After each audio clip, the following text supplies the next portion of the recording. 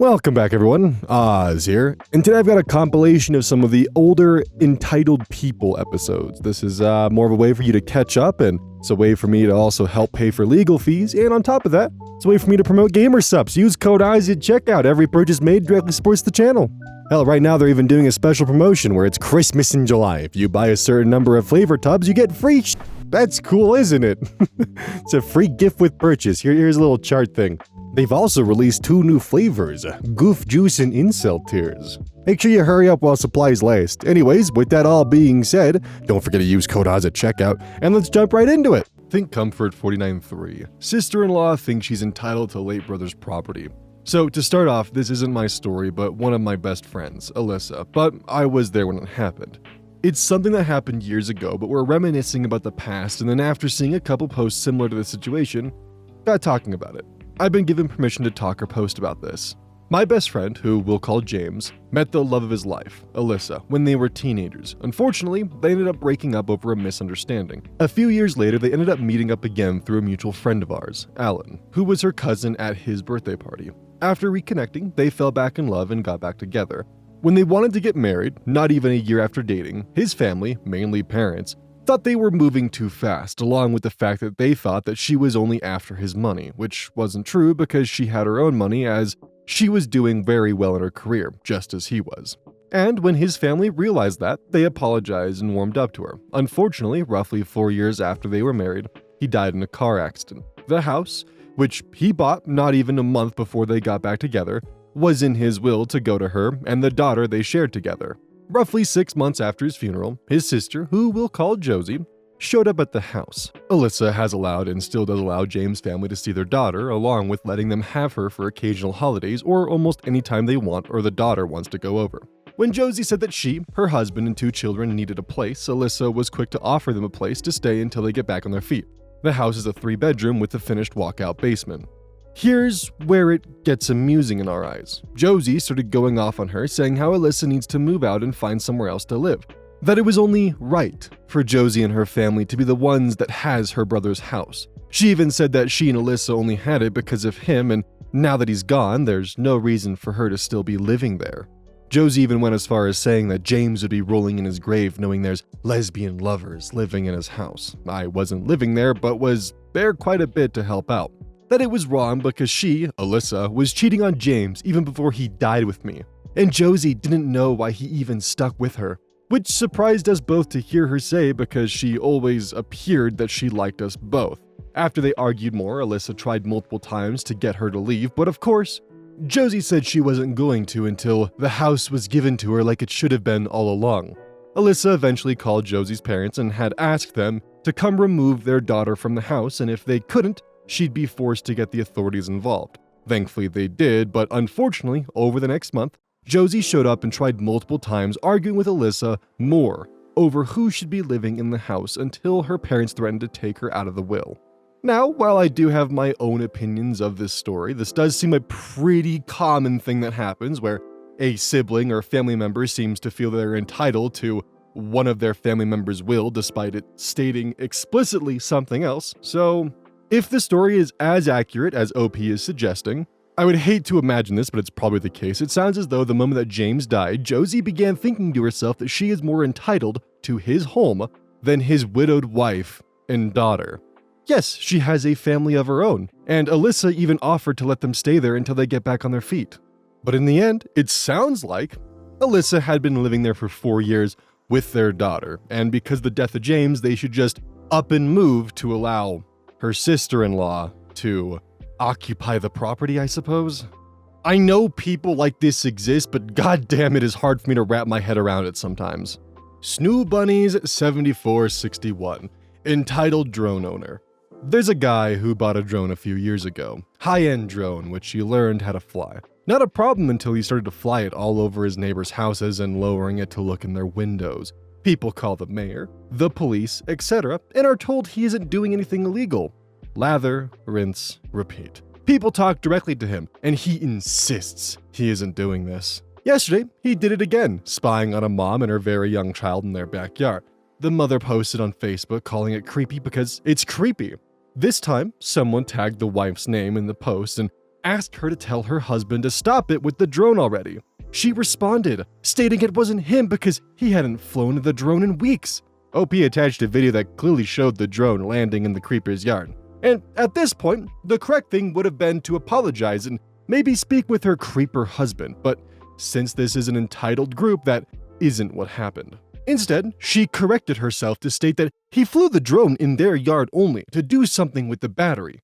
Someone else pointed out that the video clearly showed the drone crossing the street before landing, so that was a lie. Creeper's wife says he doesn't like to have to drive to a park to fly the drone. Someone else jumps in and reminds her that it's not about the drone, it's about him using it to look into people's windows and spy on them in their yards.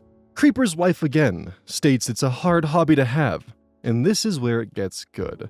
Everyone realizes that this couple owns a business in town and, in vague terms, state that they'll be traveling out of town to get item from now on instead of using the company right in town. Guess when you own a business that depends on people coming in for your produce, you might want to rethink being a creeper with a drone. Ugh.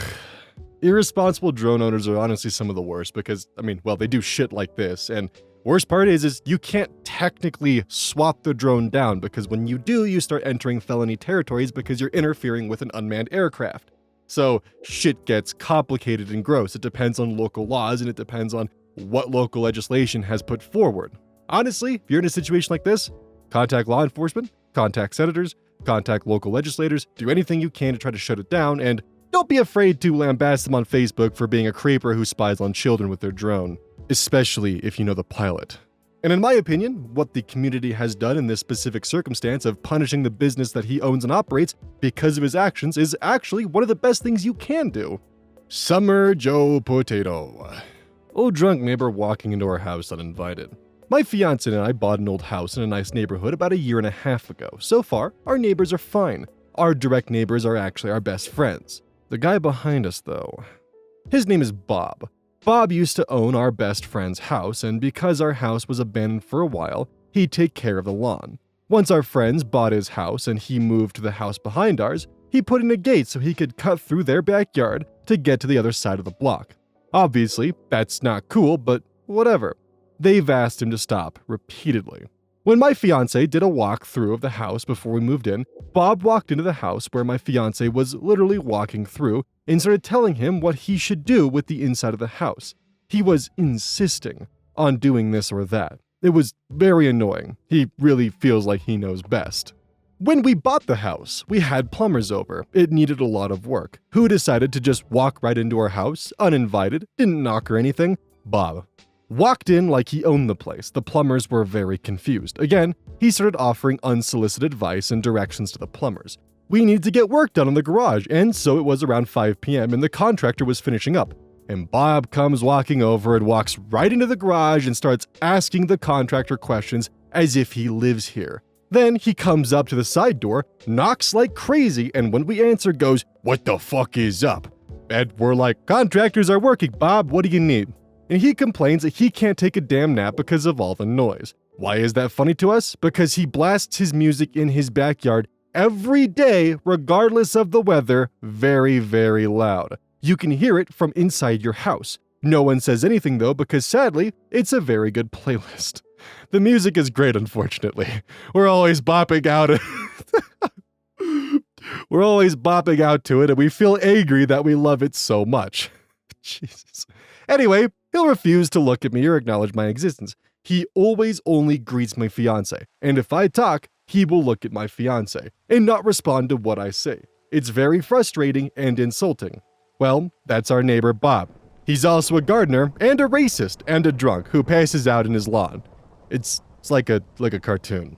Honestly, these people have far more tolerance than I do because I'd be telling him to stop at least. Like, Bob, you can't be doing this. Can't be telling the contractors what to do, Bob. You didn't hire them. They do something wrong, Bob. Who's gonna pay for it? Not them. And you're probably not gonna pay for the mistakes that you caused, so it's probably gonna be on me because you keep talking to the contractors and acting like you own the place. I'm still lost 2024. My sister-in-law begged her mom for $10,000 for an emergency surgery and went and got a breast augmentation instead. My mother-in-law is not a wealthy woman. She had a plan with her insurance where she could have a $10,000 loan at the drop of a hat for medical purposes. Now, I'm not sure the details beyond that, interest rate, or payback plan details. My sister-in-law was in a toxic relationship where her and her boyfriend would be drunk 12 to 20 hours a day. They got into a few domestic fights, one where she had an open wound on her lower back, superficial 2 to 3 centimeter laceration which looked to be caused by glass or a small sharp object. Another fight that caused him to have a broken nose and a black eye. We attempted to intervene between the two, but they'd never give a full story. We'd be there during police reports to try to pull more information out, but the stories would be, he tripped down the stairs or I stood up into a piece of glass. We spoke individually with them about getting TROs, but neither pursued one until their relationship finally ended. They did finally leave each other after she cheated on him for the second time. 2 months after their relationship ended, my sister-in-law went to her mom and told her that she needed an emergency chest surgery because of an injury sustained during her relationship with her ex. She wanted her mom to pay for it with the medical loan, and she'd pay her back over time. Her mom called me. I work in the healthcare field, and so family call me for almost anything medical related, to ask about what type of surgery she'd possibly need. I looked up the surgeon and saw that he was a local plastic surgeon who did mostly breast augmentations and lifts. I told my mother-in-law to find the name of the surgeon, but my sister-in-law refused to name it. I told my mother-in-law to not give her the money without knowing what it was for. She gave her the $10,000. My sister-in-law got a breast augmentation. She literally got fired her first day back to work because she talked back to her boss. She hadn't informed him that she was getting a medical procedure done, and when the boss asked her to hand out food trays at an event, she said to him, "I can't do that. Can't you see? I just got a boob job." She later moved out of state and got another job. She has not paid my mother-in-law a single penny. My mother-in-law took money out against the house to pay for it. It's been 6 years since the surgery. Fortunately, my mother-in-law has stopped communicating with her daughter and therefore has stopped enabling her as well. I honestly don't know what to say about this one because this one's just depressing and gross. It's sad. I'm gonna leave this one to the audience because I just feel really bad. And there's not much that I can really say because apparently this was like 6 years ago. Mimi, sad boy. Trash collector wants to use my yard to store their goodies. So with summer around the corner, my husband and I have been cleaning up our yard and setting things out on the side of the road. Next week is our town's big trash week, so everyone in our neighborhood has been setting stuff out. It isn't just our house that has unwanted clutter on the side of the road. Now, while my husband and I were outside, a person from around our place, but not our neighborhood, was walking their dog around the block. We kinda live in the woods, so our little neighborhood attracts a lot of people from around our place that can't take a walk anywhere else. Lack of safe spaces to walk that isn't directly in the forest. As she sees my husband and I, she starts a conversation with us about the renovations we recently did on our front yard. All is going well when she notices a small iron and wood bench we had set out for the city to pick up. She asks us if we're giving it away, and I say yes, and that we were also going to put out a larger one that she could take if she wanted. Giddily, she grabs the small bench and puts it back in our driveway. She says she'll be back soon to come pick it up with her friend in the next 2 days. Truth be told, I'm already a little irked, cause trash from the side of the road is usually a first come first serve type of situation. I put it there because I don't want it in my yard. My husband and I figure it'll be fine anyways, the pickup isn't until next week. Well, this lady comes back with her friend the same evening to pick up the smaller bench, and has my husband help her bring out our other bench into our driveway. Uh-oh, it doesn't fit into her car, so she leaves it once again in our driveway. I'm inside while this is happening, so I don't really know what's going on. Next thing my husband knows, she goes to our front door neighbors and grabs 5 outdoor dining chairs and puts them in our yard. And she says she'll be back next week to pick them up. And she goes. My husband is very conflict averse, so he didn't say anything and just went back to mowing the lawn. When I noticed, I got upset. I'm 37 weeks pregnant and very into nesting and getting stuff done. I worked all week to clean my yard, and this lady feels like she can just use our yard without asking to hoard her trash treasure. Nah. I grabbed all the trash, including our bench, and put everything back by the road. And I put our neighbor's trash back where it was. I was just so shocked by how comfortable she was to start storing stuff in our driveways without even asking. We aren't even neighbors. Part of me just hopes that someone else comes and picks everything up. Honestly, it's super cool that your town does this kind of big trash week thing. That's a pretty cool thing to have.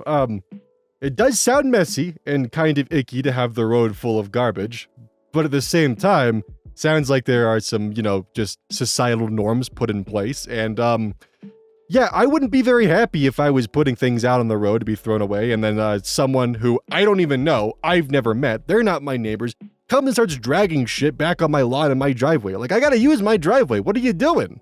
This is definitely not one of the worst ones that we've had so far, but this does speak to an internal monologue that this person probably has that gives them the ability just to be like, it'll be fine if I just store the shit that I want they're trying to throw away back on their property. They won't mind that at all. No Chrysler for me.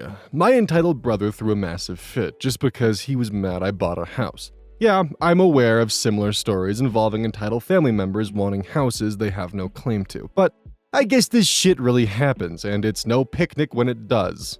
I suddenly became a homeowner some time ago because a friend of mine's grandfather was moving to Florida, and his house was ripe for picking. I knew the old man well, rest in peace. He passed a few months later from a sudden stroke. Anyway, he offered the house and property to me for $200K. I practically ran to the bank to apply for the loan. The house is a manufactured home from the 80s, but it was remodeled repeatedly by the former owner and has a separate garage building. The home and property could have gone for more, but he offered the house to me because he knew I'd take care of it. I had $30K saved that made a good down payment, and I was happy to leave my apartment. I'd wanted to eventually move out of there for what my cheating ex did anyways, but that's a story for another time. As for my brother, well, he went bonkers when he found out that I bought a house. He had his repeat history of copycatting me for the past decade, but there was no way in hell he could copycat buying a house with his terrible credit and inconsistent income, and he got in an argue with me over how I was just trying to make him look bad by doing something he couldn't. No, I just wanted a damn house, and the price was too good to refuse. Then he told me I should have turned it down because he had no good reason. I could practically see his screws getting looser with every dumbass excuse he made as to why I shouldn't have done it. But I pointed out all of those excuses were just because I did something he currently can't, and when I bought the house, it had nothing to do with him. I just wanted to be a homeowner for the security and extra space. I finally don't have to store my camper at my parents' house, and I have a garage that I can store my stuff and tinker in. As an example, I bought a camping cot, he bought a camping cot, went to the gym, he went to the gym, bought good booze, he bought good booze, or stole them from me. I bought a new TV, he bought a new TV. I bought a truck, he bought a truck. I bought a camper, he bought a camper. I bought a used portable DVD player, he bought a used portable DVD player. I went camping in a specific place, he went camping in that specific place. I bought a house, he... 404 error, insert tea kettle noises in Benny Hill Chase. He also acted like a complete child toward me when he built his mini-ram thing. He actually confronted me and said it was cooler than my boring Tundra, because it was something original. I swear, he did the dumbest mods to that vehicle, like putting twist studs in the suspension coils to raise the ride height. Oh. Well, after weeks of openly fuming about me being a homeowner, my brother suddenly acted like he had another brilliant idea. He wanted to move in with me. I laughed at him. Then he ended up demanding I rent one of my rooms to him, and for only $200 a month, utilities included, because he shouldn't have to pay any more than that since we're family. He flipped his lid when I said fuck no. Then he got our parents involved. Again, only this time they actually sided with him at first. Though, it was mainly our mother. She and my brother showed up demanding that I let my brother move in, and my brother had a shit-eating grin on his face that I could tell he was thinking he was getting his way thanks to Mommy Dearest. I said, fuck no, to both of their faces, and my mother cried that I was using foul language to her and being an ass when I had the space now. I called my dad, and he told my mom that he'd warned her I wouldn't do it, and to leave me the hell alone. Mom whined my brother was living out of his camper next to his shabby house he was renting space from. I said that wasn't my problem to fix, and my brother has proven countless times that he cannot be trusted. My brother was fuming to the point of being red with veins popping out. My mom tried one more time to convince me with tears, and that just made me angrier. I went on a rant that was something like this. Bro couldn't buy a house, so he wanted to invade mine. I refused to ever live with my brother again. I would sooner live in the woods without electricity than with him. He's intentionally irritating as hell, and if I had him as a roommate, I just fucking know he'd steal my booze, take my stuff, and invade my privacy non-stop. Not fucking happening. No matter how many tears Mom tried using on me. My mom broke down, finally conceded she'd never convince me after that rant, and she had to take my brother by the hand and leave with him because he initially refused to go and kept begging her to turn back and make me let him move in. I yelled to him that it was a laugh that he called me a mama's boy before because he'd become exactly that. And this was just like the time he tried to get our mother to make me trade vehicles with him because he felt ashamed to be driving a minivan. He yanked away from mom and then told me to go fuck myself and the horse that I rode on. I laughed and pointed out I didn't ride in on anything because I was already home, but his rattle-can horse was waiting for him in the driveway. He flipped his lid again and looked like his head was going to explode, but mom got in front of him and told him to just go. Then he drove off in his rattle-can Silverado without her. He had driven her there, and then I had to take her home. While taking her home, I made things very clear with my mother over why I could never trust my brother again, and his life was not my burden to bear. And then told her how little my brother was offering for rent anyways, which he'd conveniently not told her. Then I later rented the same room to one of my best friends for $600 a month, and he pays for utilities. The other 2 rooms are my bedroom and a home office. There's an extra room in the separate garage too, so my mother tried to make me let my brother live in the garage instead.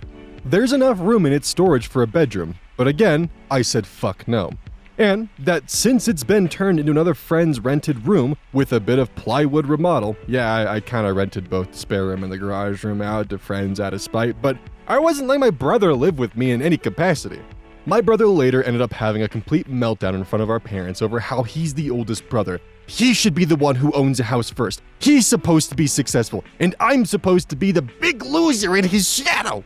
Our dad poked him with his cane and told him that's not how life works, and they had a big argument. They told him to get out and just not come back until he's cooled off and learn that he's just being a pointlessly jealous asshole. The next part I post, my brother did the dumbest thing of all. Edit, came home late to over 600 comments and still more pouring in. Far too many for me to answer, so I'm going to clear things up. Yes, I am no contact with my brother, and he's no contact with the rest of the family as well. I do have cameras inside and outside of my home and a dash cam too. My brother knows this and has stayed the fuck away since he left town. I'm told I'm an asshole too, not arguing that because it's true. I'm not exactly the nicest guy, but have someone like my brother in your life and just see how peachy you turn out. Some have mentioned to having siblings just like my brother. Sadly, I know very well people like him are increasingly common these days. My dad has said a number of times that my brother probably would have ended up dead in an alley if he lived here 50 years ago with the way that he behaves. As for our ages, I'm 30 and my brother is 32. I have not given my parents a spare key to my house. One is with a friend and another is very cleverly hidden. My house is a manufactured home, but it's not a trailer park and has been significantly modified with new siding and a new roof and has a separate garage building. The previous owner was a former general contractor and he loved to build and repair. And yes, I do have good insurance. I keep seeing comments about a clock radio. Pardon me for not getting the reference, but I do own a digital alarm clock that has a built-in CD player. Currently plays Tina Turner's Proud Mary to wake up. It's a Bo reference. I get a clock radio he cannot afford. Great success. That's basically what this story is. My brother and I were raised pretty evenly. He was always a jerk, but went full asshole after moving out. But our mother didn't favor him. She cheated him out plenty, and she didn't normally side with his stupidity. She just wanted him to live in a better place than in a camper next to a house filled with potheads. Addition, my brother willingly moved into that camper. He was renting half a room in that house of potheads. Then, convinced the landlord to let him live in his camper on the property for the same price instead. And he bragged about his camper a lot, which he has a full gaming center in, complete with PlayStation. He only wanted to invade my house to piss me off and make his cost of living even lower. He also doesn't like camping nearly as much as me. He mainly liked just pissing me off by following me. He loved to make me miserable. In fact, he felt entitled to make me miserable. That's the kind of person he is. Do I have a restraining order against my brother? Not really. Just didn't bother. Because even if I did, it'd only be for like a year, and my brother wouldn't let something like that stop him if he was truly determined anyway. Okay, so yeah, apparently there is a trend with family members just being entitled to homes, and what a nightmare, honestly. This one has a bit different vibes than the sister-in-law being entitled to the home, because this one's just the brother asking for an obscenely low rent price. So, bit different, but still. Bro had to get his mom. Silver Splash, you're prioritizing a dog over my baby boy? I recently flew out of the country for studies with my assistant's dog. In the EU, sometimes you get a free seat for your dog to have their own space in the feet compartment. I got a priority boarding, so when economy started to board, I was already seated and my dog was already settled down. Cue in entitled parent. Excuse me, is that seat free? Unfortunately, no. But no one is seated there. Can you move the bag so my boy can have it? I was given that seat for my assistant's dog to use. I'm sorry, but I cannot give the seat away. Unbelievable. You're prioritizing a dog over my baby boy. At this point, a flight attendant checked what was with the commotion. EP was escorted to their seats. They kept fussing the entire 2-hour flight, complaining how people hate children now. The flight was not overbooked. In a matter of fact, it wasn't even a full one. The baby boy was about 10 to 12 years old based by look, and from what I saw, the entire family was seated together but didn't have a window seat.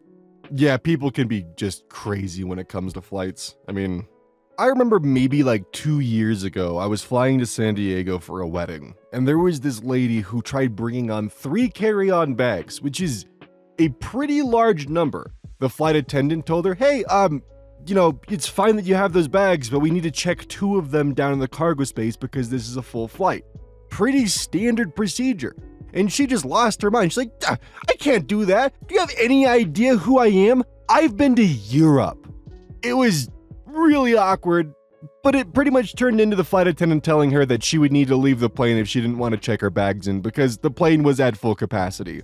And, cue some bickering later, and I remember she put the stuff in and actually accepted the flight attendant's offer. And the awkward part was, so when the plane landed, and I made my way to the parking garage, lo and behold, I get on the elevator and she's in there too, and she's just on this tirade about how ridiculous she's been treated in this entire trip and how unfair people have been and how she's been to Europe and she knows what she's doing. And it's just oh my God, please stop talking to me. I don't know who you are. Entitled parents. MEHC. So apparently it's my fault you go to Dunkin' every day. First, let me say I'm honored that I have this much power in my coworker's life. I had no idea, and apparently I'm using this power for evil instead of good. Story time.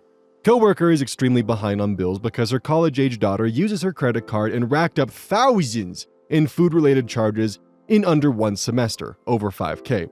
Coworker still gave her the card the next semester because she couldn't have a daughter walk to the dining hall and have food she didn't like, but was the food she already paid for. And didn't want to cook in the kitchen even though she paid for a weekly grocery delivery from the grocery store. But I'm not a parent, so maybe I just don't understand. Anyways, a coworker is looking to save money. I grab coffee daily from the lunchroom. Basically, it's hot water that I add my own stuff to, coffee and creamer. Well, herein lies the problem. Coworker keeps forgetting to buy the coffee she needs. I am not sharing my expensive coffee with her. I draw the line. And by forget, I mean she runs to the grocery store almost daily because, they need cereal the day they run out of the one they like instead of eating the other one in the house. Again, not a mother, so maybe this is normal, but if I tried that with my mother, I would not have eaten cereal. So instead of, oh, look at that, that's Amazon being used as a verb.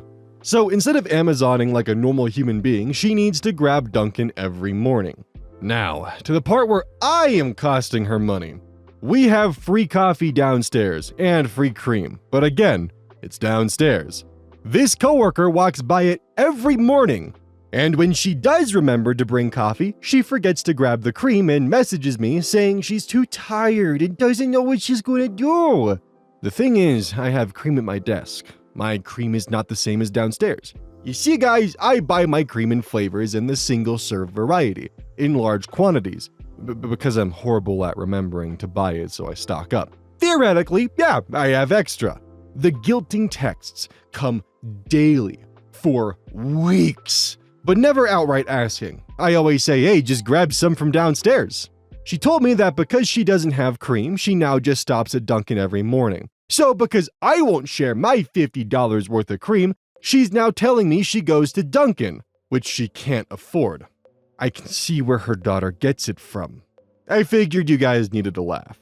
While the coffee part is frustrating, the whole section about the fact that they've already paid for the daughter's university meals and get weekly groceries delivered, And she's still going out and buying a bunch of food and racking up $5,000 on a credit card every semester when food is already paid for? Okay, look, I'm not a parent yet. I'm 24, but there is a severe mess up in parenting somewhere along the line that's led to this circumstance happening, where instead of her using the already paid for food that's in front of her, she's going out to eat on a daily basis. And after hearing the Duncan story, I think I'm more inclined to agree with OP. I see where the daughter gets it from. Angel698. Entitled sister-in-law wants custody of my baby. Background. I'm 36 female, sister-in-law is 40 female. I've been married to her brother for over 10 years, and there's always been some jealousy and resentment from her. She's always felt like I had the life she wanted. Not necessarily with her brother, but the marriage. Family, job stability, etc. I have 3 kids, 10 female, 8 male, 3 months female. So this is unrelated to the story, but my brain kind of has like a bit of like an error when people list their kids like this. Cause it's like, I have 3 kids, 10 female. I know they mean the age, but every time it throws me for a loop just a little bit. She got married last year and they decided to start trying for a baby. But unfortunately, she told me she can't have children naturally. She was understandably devastated and the family comforted her as best as we could. We recently had a family dinner and in the middle of it, she says, "Angel, I think it's really unfair that you gotta have 3 kids and I can't have any. Your baby is my last chance to raise a child, so I think you should just give her to me during the week so I can create a motherly bond with her and you can have her on weekends." Before I could respond, the entire table erupted with everyone talking at once, so I took my older kids upstairs. When I got back to the dining room, her husband was asking her what the hell is wrong with her, and why would she even think to ask that? She was trying to justify herself when I asked them to leave. I also said that she's no longer welcomed at our house or around my children until she gets help. She started screaming that I don't deserve my life or my children and that I stole her baby from her. Her husband and mother-in-law kept apologizing and dragging her out of the house, still crying and screaming. Now my kids want to know why their aunt wants to take the baby. Edit, I've been reading the comments, but it's too many to reply to, so here's a few points. We have a security system and cameras already installed, and no one has keys to our house. 2. I will not be able to get a restraining order as this one incident isn't enough to justify it. 3. My husband and I spoke to the older kids about it the same night, and we'll be having another talk with them to reinforce that sister-in-law is not a safe person anymore. 4. Our country does not have the right to bear arms, and I also have no interest in getting a gun. 5. I'll be informing the school and daycare of the issue and giving them her photo. For those questioning the validity of the post, I completely understand. If I had heard about this last week, I wouldn't believe it either, but it's unfortunately the situation I'm currently dealing with. There are further updates to this, but I want to give my initial thoughts. The 5 edits that she had to add are eerily telling as to how Reddit responded to it, and it's honestly just goofy. Getting a gun? Come on. The school and daycare issue is actually probably one of the best ones here. The restraining order one, I can understand why people would jump to suggest that, but restraining orders aren't an end-all be-all and they're not as easy to get as you might think. First update. So my sister-in-law has been admitted to a psychiatric facility. In the comments of my previous post, I mentioned that her husband was seeking out counseling for them to deal with the infertility prior to this incident.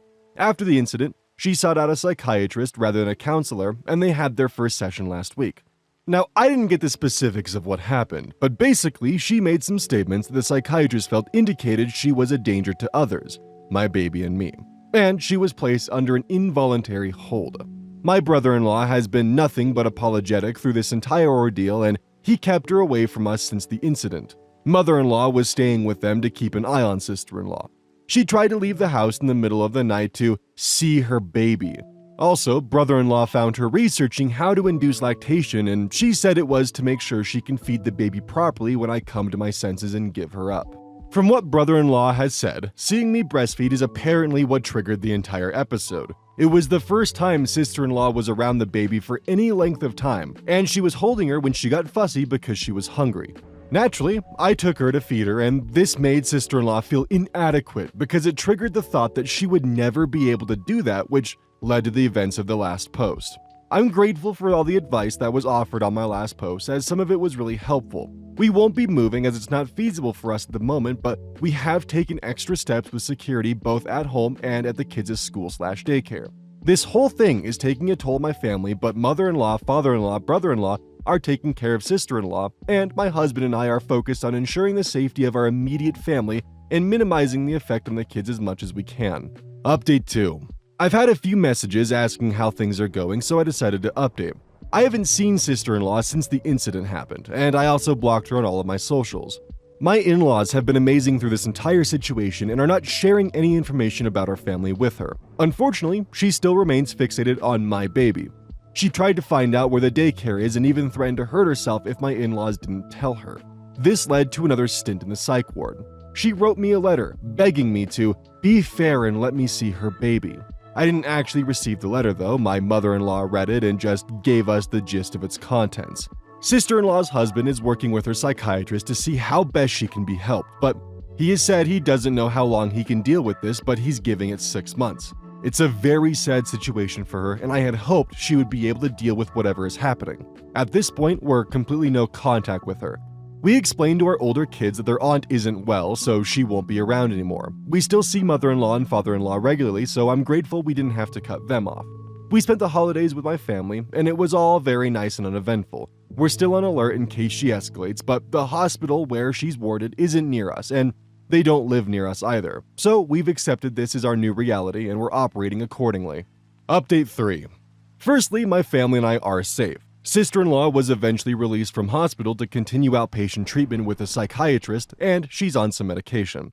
My husband met up with her husband, mother-in-law, and father-in-law to get a feel of her mental state. She was very apologetic and seems to understand the issue with her previous behavior. She asked to see the kids and I, but that was of course a no, and my husband let her know that she will have no access to us for the foreseeable future. Since she was discharged, mother-in-law has been awesome about letting us know when she would be at their house so we wouldn't run into her accidentally. Mother-in-law also told my husband a few days ago that sister-in-law has been saying that it's hard not being able to see the kids. She told him for information's sake and not to guilt him into changing our boundaries. Sister-in-law and her husband are looking into migrating to give her some distance in hopes that it will help her healing. I'm hoping for the best for their future, but it will be a future without my kids and I in it. Originally, my thought was that she should just adopt, find a mother who's expecting, who wants to give birth but doesn't want to raise the child, and she raises it herself, and go from there. However, with sister-in-law's behavior, I don't think she would make a good mother, and I think that she should never have children, if I'm going to be honest with you. This kind of behavior, as we've seen with her being committed, is not one that's conducive of someone who would make a good mother. It's very unfortunate, and that's probably not what she would ever want to hear. But in my opinion, I don't think that she would make a good mother, especially with the fact that she's unable to actually understand boundaries, the fact that she even had a mental episode like this. The bright side is that she's surrounded by a family that will help her, but keep her away from, well, her nieces and nephews. I'd be curious to know if my initial reaction's too harsh, or, possibly not harsh enough. Let me know in the comments down below, and as always, feel free to give your own opinions. Hangry Bubba. My petty manager thinks she can cancel my vacation because she couldn't take her vacation day. I, 30 female, am working in a small business. We have a manager who has been working here all her life. She has her own favorites in the office. These favorites are allowed to break every rule and do whatever they want without being questioned.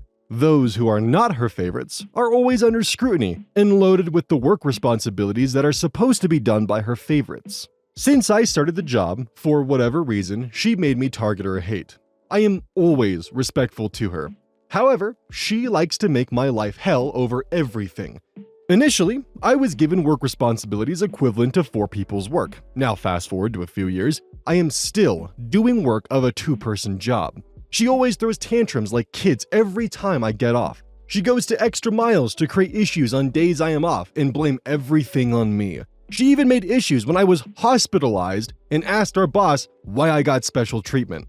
That leads us to now. I am going on a long vacation. I had told our boss about my plans and had it pre-approved even before making any bookings for stay or ticket. I put it on a calendar 3 months in advance with a note that it's been pre-approved. My manager was supposed to take extra off so she could have an extra long weekend. However, our owner said she would be off that week as well. Our owner didn't ask the manager to cancel her off or whatever, but our manager took it upon herself to cancel it. After doing that, she turned towards me and told me that since I have to cancel mine, I am canceling your vacation as well, which is scheduled in 2 months from now. I looked at her and I was like, what the fuck? I went to her desk, which is right outside where our boss is, and told her that she may cancel it. However, then she has to refund the money I spent on booking my flights, stays, and activities, which are non-refundable and amount totals to over $3,000, plus whatever my boyfriend spent too. And it'll be something she needs to do out of her pocket since our boss is not asking me to cancel. You are.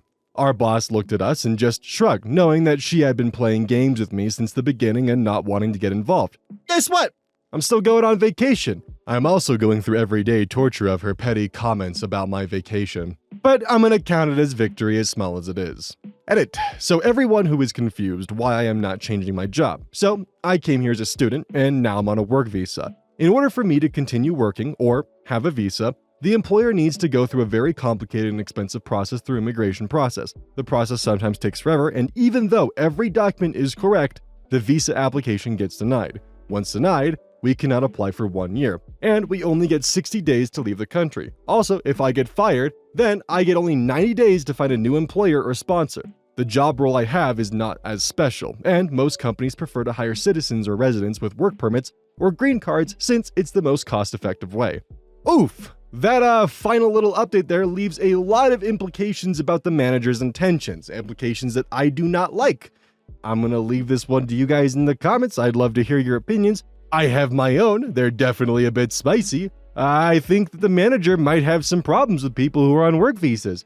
Or, worse, sees them as a cheap source of labor that can't complain. But yeah, I don't know.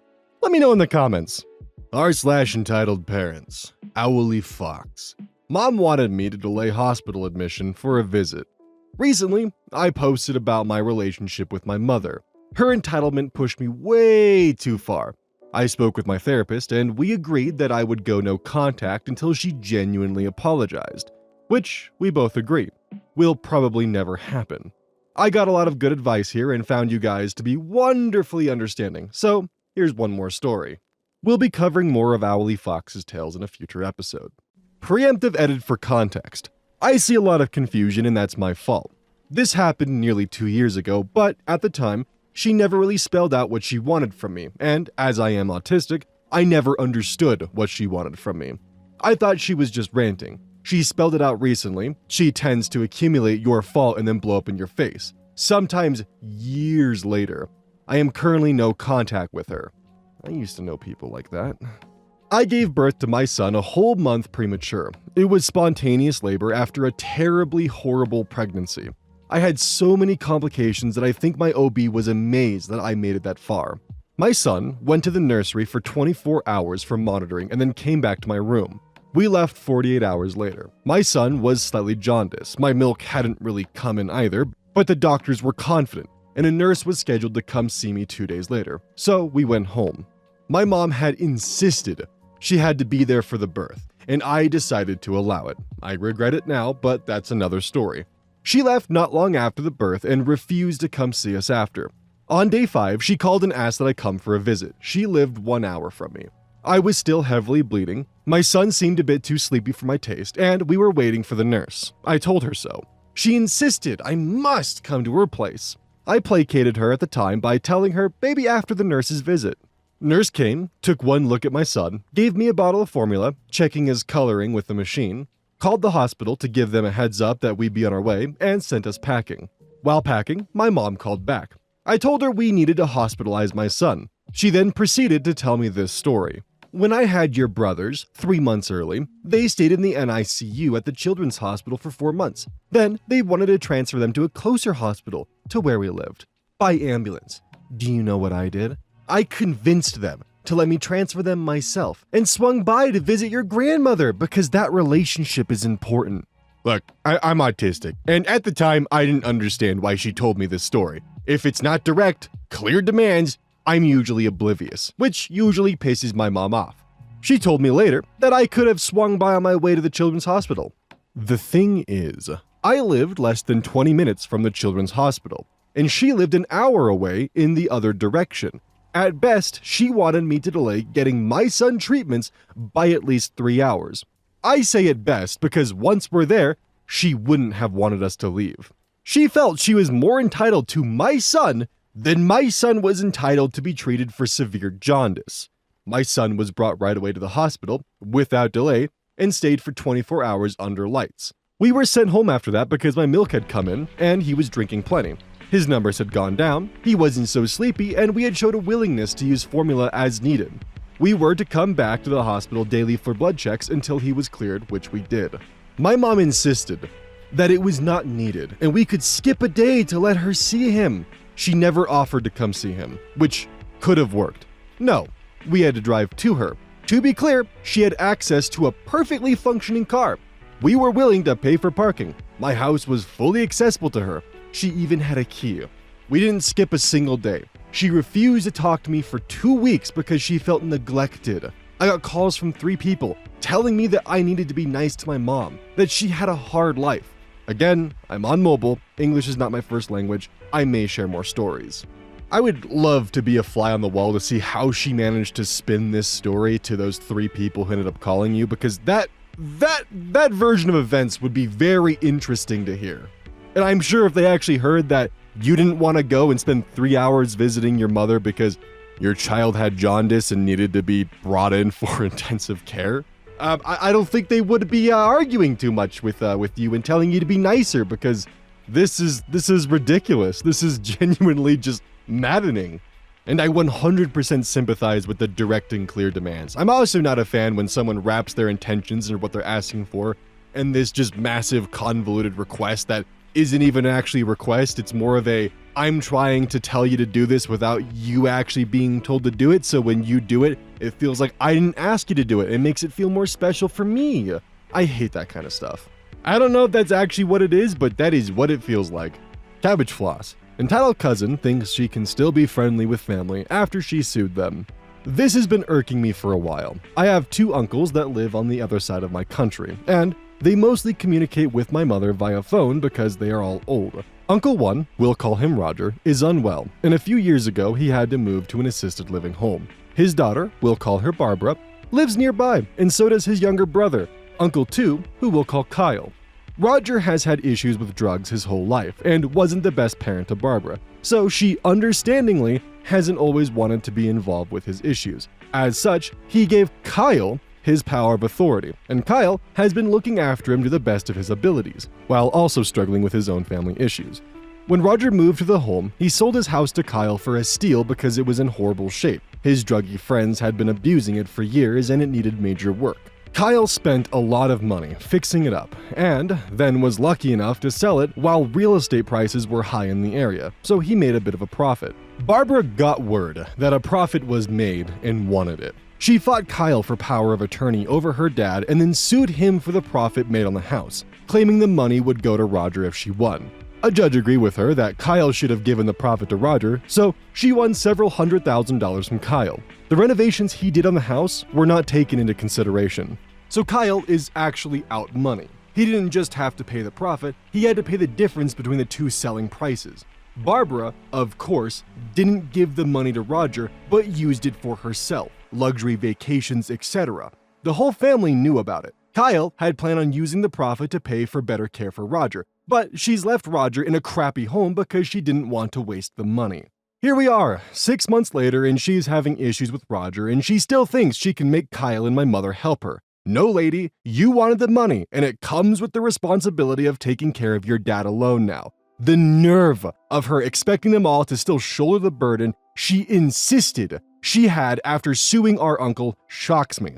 Unfortunately, Kyle is a lovely person who will let her walk all over him and doesn't want his brother to suffer, so she will get away with this. It infuriates me. Yeah, it infuriates me too. Money can do some pretty nasty things to people, and the fact that she was actually willing to fuck Kyle over like that and just throw him to the wolves, and the fact that Kyle is still willing to help, And no, unfortunately, for those of you who are probably going to comment it, Using the legal system is not an actual solution here, and the actual cost of litigation and putting things through the legal system is fucking expensive. Not to mention time-consuming and overall just a stress-filled hell. Gusto bene. I honestly don't know if that's correct or not. Make fun of me in the comments for it, please. You guys already do. Car shop keeps blocking my driveway. I live in a small town and my family lives in a house that is right in town, but at the end of a long laneway. My mom lives in the property too, in a house right next to us that is also at the end of this long laneway. The property next to our laneway has been turned into a legit car repair shop. We have always had a pretty good relationship with the owner, or so I thought. Now, to park on the west side of his building, they have to drive across the top of our lane from the road, which has been fine. But over the past few months, some of his clients have started parking their vehicles in our laneway, blocking or obscuring the entrance to our property. I've messaged the owner of the car place about it, and he moved the vehicles, but it happens at least once or twice a week, and not too long ago, a truck was left there for a whole weekend. The other day, someone parked a motorhome in our lane and I could hardly get in. I was fed up, so I called the owner and told him that he was blocking access to our property, and that I would start having cars towed if it kept happening. My mom is in poor health, and I've had to call an ambulance several times recently, but they would not have been able to get around this motorhome. The man told me that I don't own my laneway, and his customers could park there if they wanted to. He said the township owns it. Now, the township does have a right of way to access a creek and culvert, but we pay taxes on and maintain that land. I wound up telling him that it wasn't his parking lot and hanging up on him in a blind rage. My husband spoke to him and convinced him that we do in fact own our land. I am considering putting up a fence or blocking his customers from using my lane to park, which would effectively render a large section of his lot useless to him if this continues. All because he thought it was cool to block my driveway and then had the audacity to tell me that he would keep doing it. Honestly, your best bet is to probably put up signs that mark the area as being a towaway zone and private property. That'll help prevent that, and you'll have to stick by your word, and yeah. You could also get an officer, but I'm unsure how well that would work. It really depends on your town's or county civil codes. I know that for mine, blocking a residential driveway can be subject to towing, ticketing, fines, and just general other inconveniences for the owner of the vehicle. So it's definitely something that would require a little bit of research to see what your local codes are. But yeah, when one client gets towed and they're on the hook for it, I'm pretty sure it won't happen again. Not a real name 42. Sales rep tries to make me work on my vacation. So this happened about 8 years ago, but the memory just resurfaced and thought it was too good not to share. At the time, I was working for a large company that did all manner of stuff, such as selling cleaning chemicals, pest elimination services, leasing machinery, stuff like that. After starting in the customer service team, boy are there some stories I can share from that time, I made it to the team that handles machine leases and logistics, dealing only with our field sales and service reps. A lot of our field reps could be entitled jerks at times. There was a bit of a company culture of praising them as heroes who went out and got us customers, but there was one in particular who we always dreaded dealing with. He would incorrectly fill out leases and then call and scream at us whenever we rejected them, would demand anything he submitted be put to the front of our work queues, scream at us if we didn't get things done on his timeline, and just the worst entitled behavior. But since the vice president over our area was a former field rep, he would just ignore our complaints instead of addressing them or passing them on to the people in charge of the field reps. One year, thanks to a friend, I lucked out and got a pass to San Diego Comic-Con. The day my vacation started, I was sitting in the airport waiting for my flight when my cell phone rings. I answer it and it was the entitled rep, ER. I was confused because the phone was my personal phone, not a work one, and I had no idea how he got the number. I barely said hello before he started in on me. ER, I just saw that you rejected a lease I submitted. Fix that now and process it. I promised the customer we would expedite the machine, and if we don't, I will lose this business. Me. Oh no, dude, I am not in the office. I'm on vacation, and this is my personal number. You need to call our office line and someone there can help you. ER. I don't have the time for that bullshit, and I don't care if you're on vacation. This is your problem, and you'll fix it now or I'll report you to the AVP for not doing your damn job. Me. I am literally sitting in an airport boarding a flight in 20 minutes. I am not going to the office. I am on vacation. You will not call this number again. You messing up a lease is not my problem. Goodbye.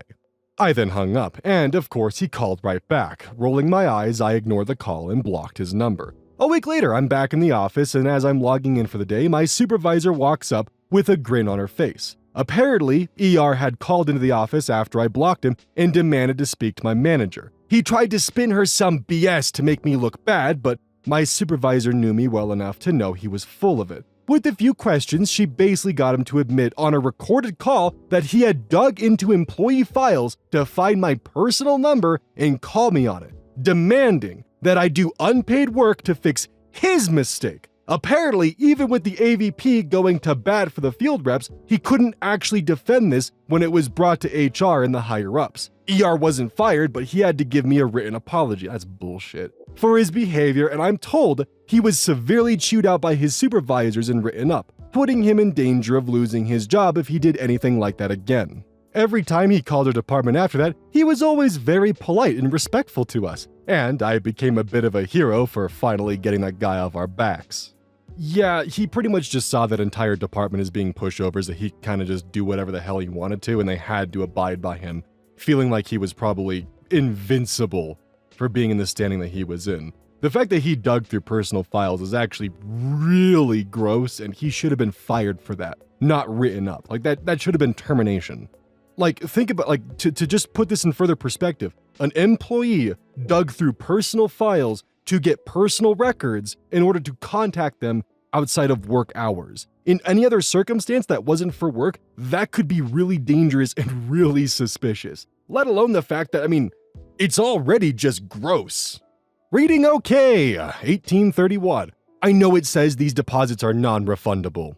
Now, I've been tattooing professionally for close to 2 years, and this is my first time dealing with this particular situation. While I fully understand why individuals are reluctant to have a newer artist working on them, I have also seen experienced artists mess up and/or screw people over. I had a young man and his father come into the shop recently. This was my second time speaking with them. The adult-aged son wanted a relatively easy piece on his forearm, consisting of only lettering, a little line work, and some generic cloud shading.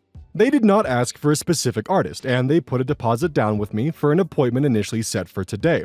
The young man's mother contacted me yesterday, explained that they had an event coming up and she did not want tattoo plastic wrap present in any of the event photos, and wished to reschedule.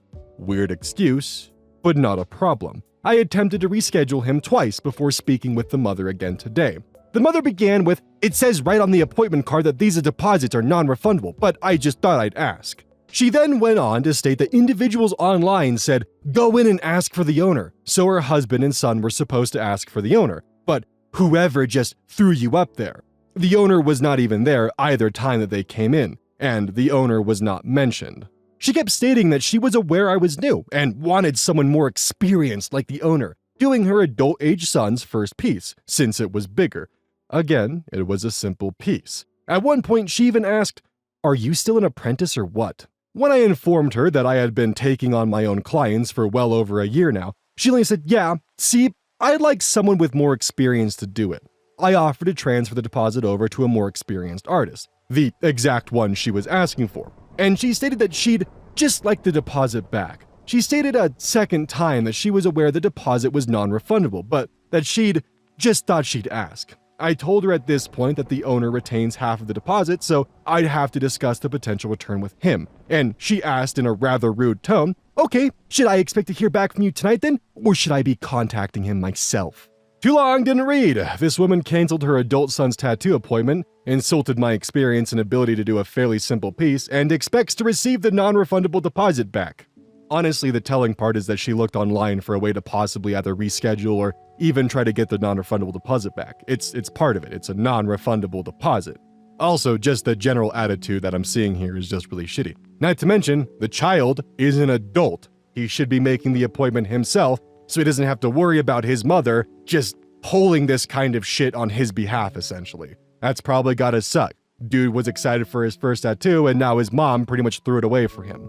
That's cool. Anayushi, woman at hospital refuses to check in.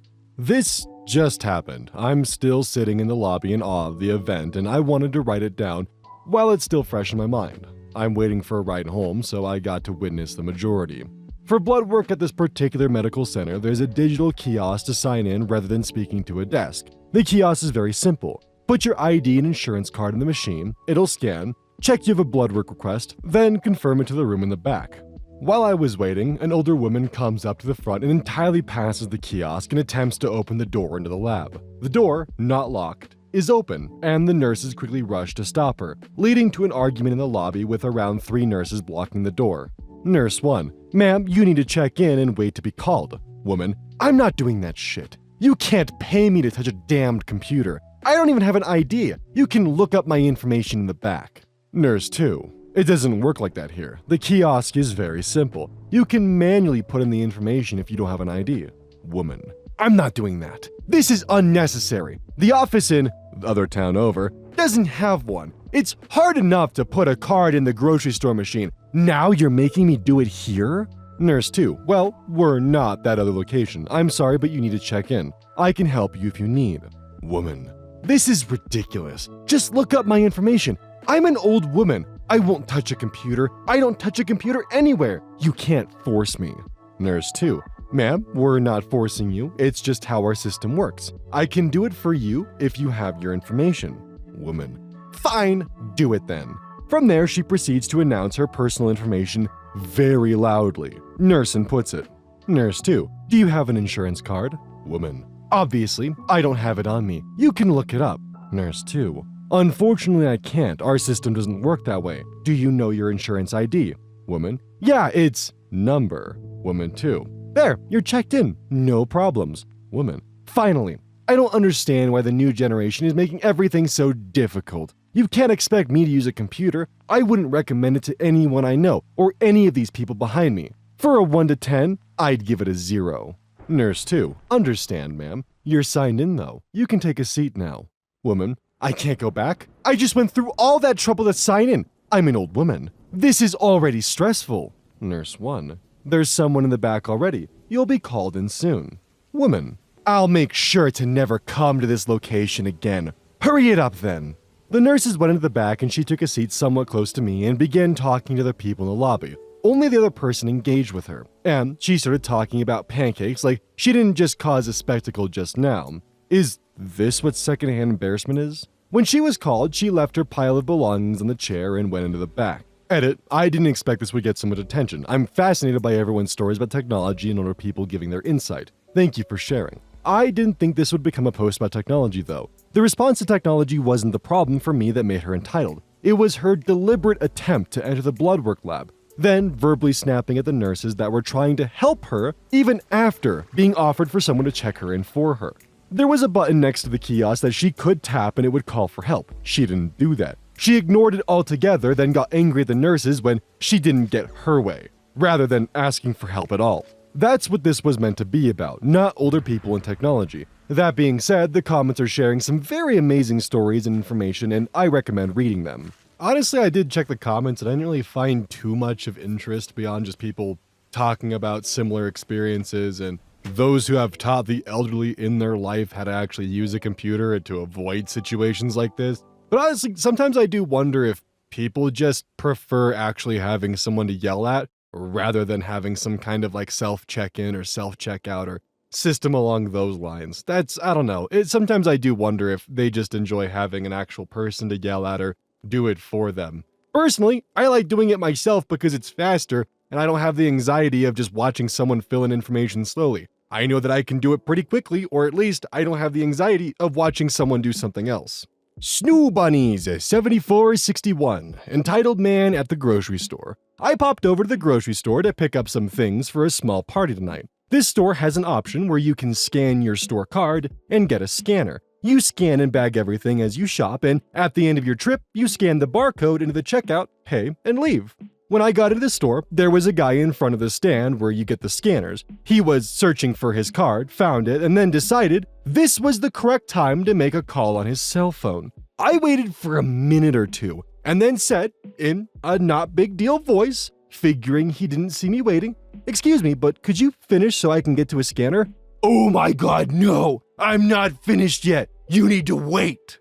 He goes back to talking on his phone, At this point, there's no use in poking the crazy, so I did my shopping, self-checkout, scanned everything, paid, bagged, and started to leave the store. I kid you not when I tell you this guy was still talking on the phone, standing in front of the scanner as I left, 15 to 20 minutes of him being a rude, entitled jerk.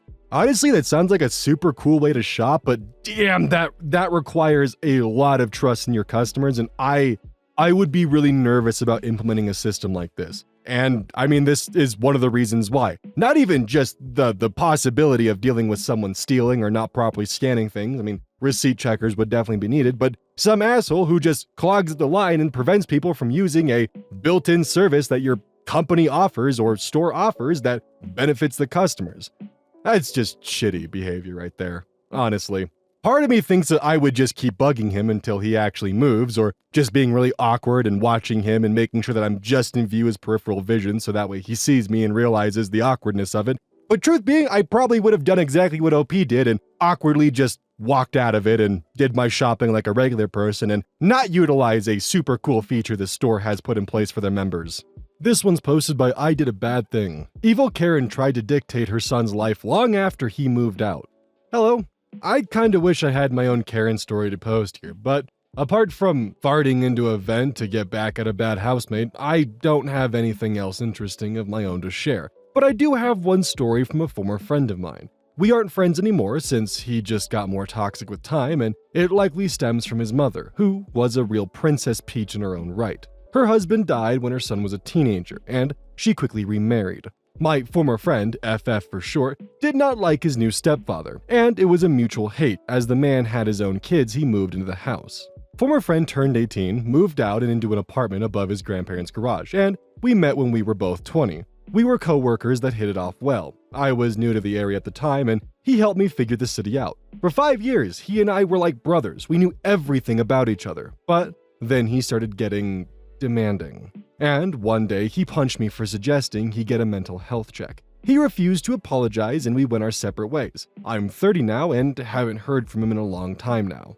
Former friend's mom was a whole other can of vodka soaked gummy worms though. This woman was clearly narcissistic, and former friend cried to me about her many times. She showed up at his apartment constantly, and she showed up always trying to volunteer him to do things. He told me that before he moved out, she would regularly tell friends and relatives that he would come over and do chores for them, and then force him to do it, either for free or his mom would keep the money if he was paid anything. Eventually, former friend's grandparents had to open up a checking account for him to deposit any money he earned into it, so he'd have something to use when he became an adult. Former friend's mom lost her mind and demanded access to the account. She claimed before that she'd only been holding on to former friend's money for him till he was of age. But they knew she spent it, because she never willingly returned a cent. Former friend's grandparents made her pay back $200, even though it was likely more than that. And she acted like they were robbing her, even though she'd basically been robbing former friend for years. Fast forward to when former friend and I are best friends. I watched him get in several confrontations with his mother, and after a while he came up with something I thought was genius. He got a generic spray bottle, filled it with water, and kept it in reach by the front door. When his mother would start yelling at him when he talked to her while she stood outside, he'd squirt her in the face and tell her "no" like a dog when she got belligerent. Former friend, thanks to the help from his grandparents, managed to afford a car. It was just an old minivan, but he treated it like his baby. Former friend's mom flipped her lid because she felt it unsafe for a former friend to have a car. She never helped him get his license. His grandparents had to do that. Former friend's mom never really had a good reason as to why she didn't want him to drive, but she nagged at him about it anyway. Former friend told me the real reason she was so angry was that former friend owning his own car meant that he could go far away and never come back if he wanted to, and she wanted to keep him under her thumb. Then former friend's mom went from nagging about how he shouldn't be driving to him needing to share the van with his eldest step-sibling. This kid was 16 or so and had a permit hot off the press. Not a license, a permit. Former friend understandably didn't trust this kid and told his mom no.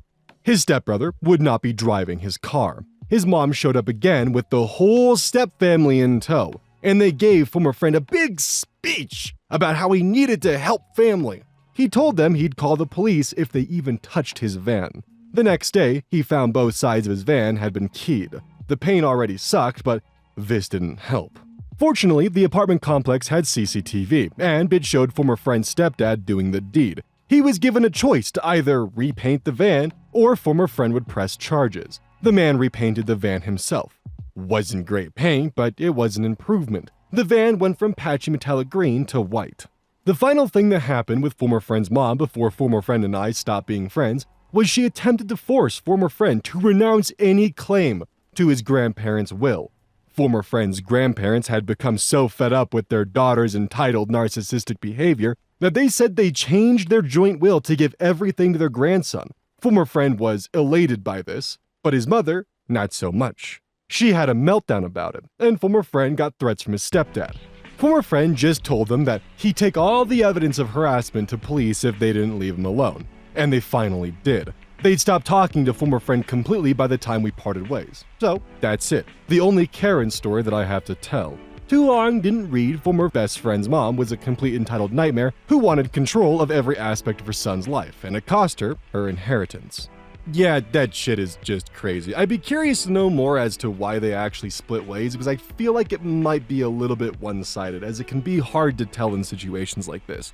But I wouldn't be surprised if it turned out that former friend had some long-standing mental issues that was caused by the torment of his mother, and, as it was said, when the friend suggested that former friend go get himself checked out, it went badly.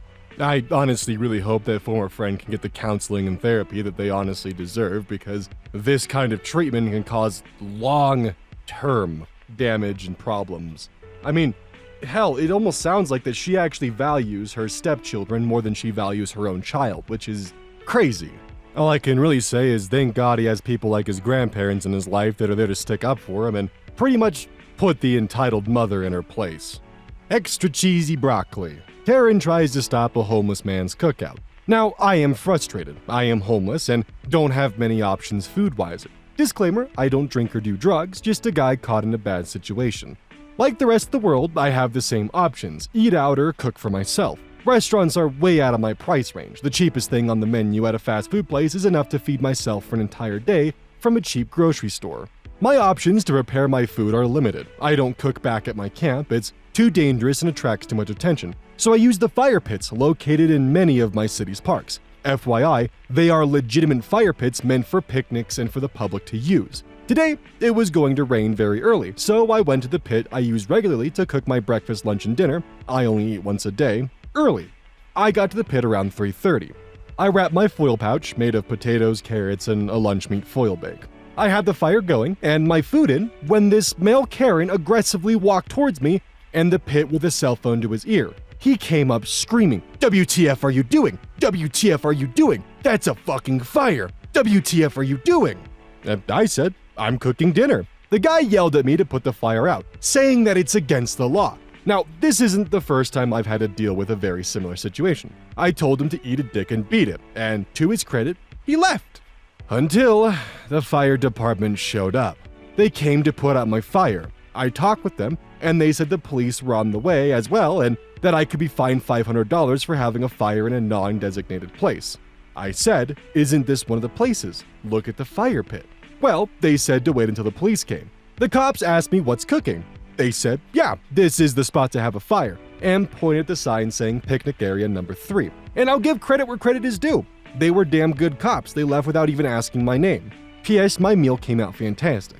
And for those of you who are wondering why the firefighters didn't just simply shrug and walk away, it's because in situations like this with illegal activity, they have to wait for law enforcement. Firefighters are not law enforcement, they are first responders. It's kind of how that whole ordeal works, and the cops are the ones who dish out the fines. Thankfully for this guy, the cops were chill as hell. Also, inadvertently, he did actually give some pretty good advice when it comes to just general finances and management. Getting yourself familiar with a good struggle meal that you can buy from like a cheap grocery store is definitely good practice to be in. And hell, I've recently had to learn this. The price of a Big Mac, like $8 nowadays, you can easily get yourself enough food for like 2 days. Full meals. Hamburger Helper, cheap as hell, can feed you for like 4 dinners. Not even joking. And it's like maybe $4 per dish that you cook. That's $1 per meal. Seriously. Getting yourself familiar with like the cheap stuff at the grocery store is really good practice, especially just because it's a good way to save money, and fast food isn't cheap anymore. They've been gouging the shit out of those prices. Hopefully this dude can find himself out of this situation, because I really do feel it. For those of you who are familiar with my past, I had a scare like this recently, and it can be a scary thing. And good on this guy for persevering through and finding his way through the situation. Hey, welcome to the outro. Don't forget this whole thing is basically brought to you by GamerSupps. If you like caffeine, then I can't recommend GamerSupps enough. Use code Oz at checkout to support the channel. And I do actually use this product. It's replaced all other sources of caffeine for me because I feel good. It doesn't have any of that extra stuff that a pre-workout blend might have. It's with a couple of the extra things to make it so you don't crash as hard. It's good. I like it. Personally, if you really want a good flavor, try the Soda Pressing Pear or even the Dragon Fruit Punch. Those two are my personal favorites right now.